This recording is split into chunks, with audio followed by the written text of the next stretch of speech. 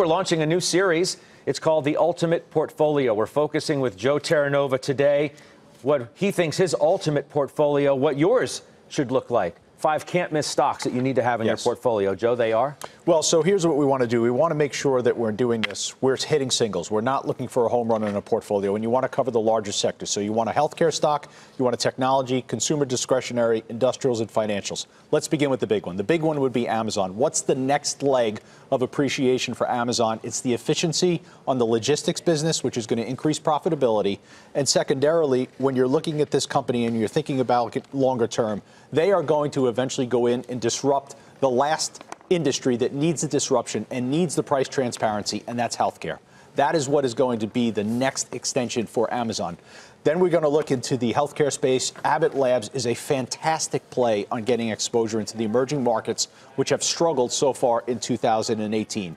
India, Abbott India, they've launched 100 products over the next 5 years. That's the intent. Just for a reference point, they've only launched 21 in the last 3 years. Then the pediatric nutrition business, that is going to expand significantly, not only in Latin America, but with the Chinese in 2020 on track to end the child limits. That, again, that's going to be a significant contributor to the bottom line for Abbott. That is a play on the emerging markets. The next one we want to look at is Adobe. This company is fantastic in terms of being socially responsible. They are the #1 ranked by Forbes, #1 ranked company for new college graduates to go work at. They are the leader in software as a service. They are the pioneer, ultimately. You can make the argument that Microsoft and Cisco are, and I'm long Microsoft, but they're trying to chase them on the software as a services business. Adobe's giving out grants. They're rewarding smart public and private sector contributions. This is a great company. You're going to see millennials wanting to work there. Last two real quick. When you look at Honeywell, I mean, that is just a balance sheet play. That's a play on free cash flow generation.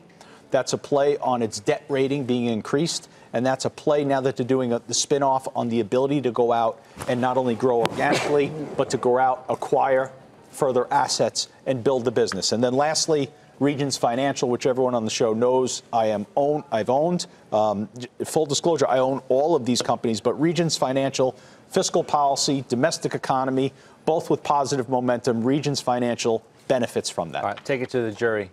What do we think of some of these picks? I got one real quick question. Adobe, I love that name. Yes. I think you've done a great job with that one, Joe. But do you, at this point in time, because it's not far off of its highs, do you look at the PE levels of this and say, you know what? Is it getting too rich at this point, or do you think there's plenty of upside still? It's a great question, and I've thought about that, and it was at an all-time high on August 31st. And what's so fascinating about this company, Pete, is every time it's perceived to be left for dead, they come up with something that's a new opportunity. So think about Creative Suite for a second. They were able to transition Creative Suite into where they're actually getting the licensing revenue. When that first came out, people didn't think they had the ability to do it. So they're bringing to the market products every 3 to 4 years that they're able to extend the cycle, and the rich valuation that you rightfully identify them as carrying, the market continues to pay that premium for it, and I don't see any reason for that to change. Yeah, I think you've got a nice mix of diversification within 5 stocks, so that was great.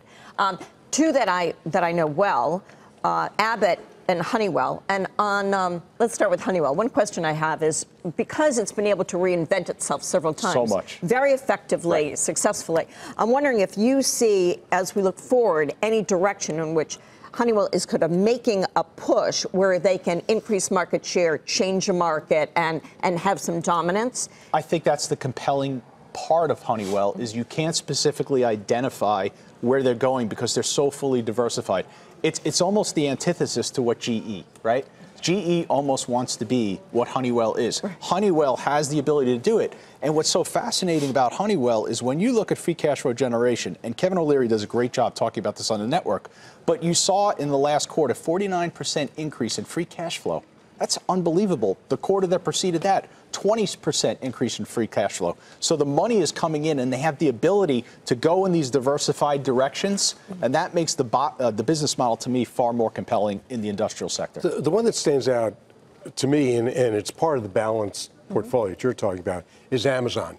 Just because of the valuation, which, forget valuation, never trades on that, but in terms of what it has to do to keep going. So I find that a little scary. I understand I think it's healthcare.